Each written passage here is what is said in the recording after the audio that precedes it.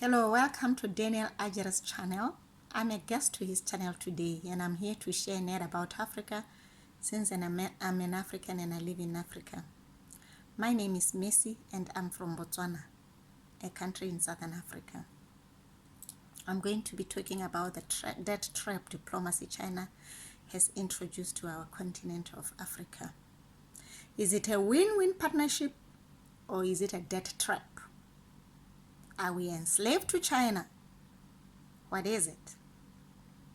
Africa no longer bows to the US, as you all know, because much of the continent of Africa is now economically and politically aligned with the world's fastest emerging superpower, which is China. The simple answer for why this is because China has pumped huge amounts of money in the continent of Africa doing various projects with the form of loans or grants. For instance, China built a 3.2 billion railway in Kenya.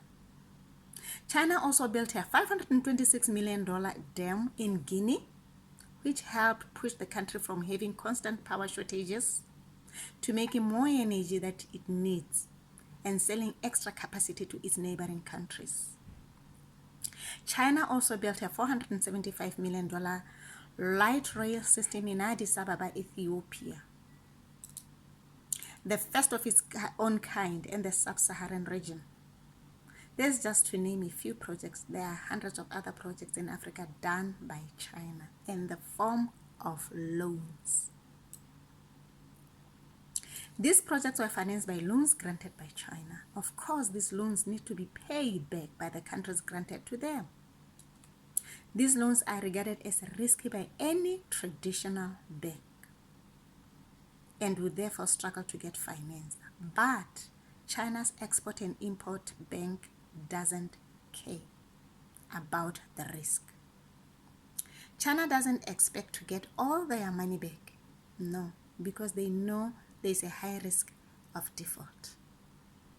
China doesn't finance these projects out of kindness. For each of them, there is a political goal behind it. Does the debt trap narrative around Chinese loans showing Africa's weak economic diplomacy? Oh yes, it does. It shows Africa's weak economic diplomacy. The challenge is many African leaders and politicians see this as an opportunity to enrich and empower themselves and their friends using overpaid tenders and outright theft. African politicians and leaders are taking all for themselves, leaving nothing to the country and to the population or to the people of the country, while the people are moving to other European countries in search of a normal life. Africa should be lending to the world if they recognize the wealth of their continent. But it seems like they don't recognize the wealth of their continent. Africa has all that you can think of. Africa is rich, but we live poor lives. We are in debt. We are suffering. We are struggling. Education, infrastructure, you name it, you name them. But we got minerals and resources and water. We also have land, the most needed thing by most European countries. Africa has a vast majority of land that God has given us. While we are struggling, and while we are in debt, and while we are suffering in the continent of Africa, we end up wanting to go overseas to European countries. And the means of transportation that we use is the ship, because we do not have money for aeroplanes to sponsor our trips. We can't even afford to make passports. And in the meantime, as we travel with these ships, they capsize and we die like paupers and beggars. And the death will be in a very large number. Women, pregnant ones, women with children, and their husbands die in the procedure.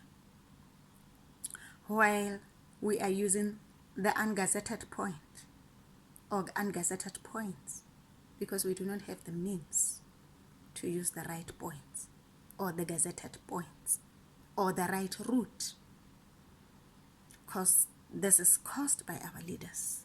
We have resources, we have minerals, labor. We have labor in Africa, labor that is so needed by the Western countries and by the Asian countries. They need labor, and we have all that. Why are we struggling, Africa? Why are we suffering when we are so rich, when God has blessed us? We must pray for our leaders. Lord, have mercy. Please subscribe to this channel and like this channel. The best is yet to come. Goodbye.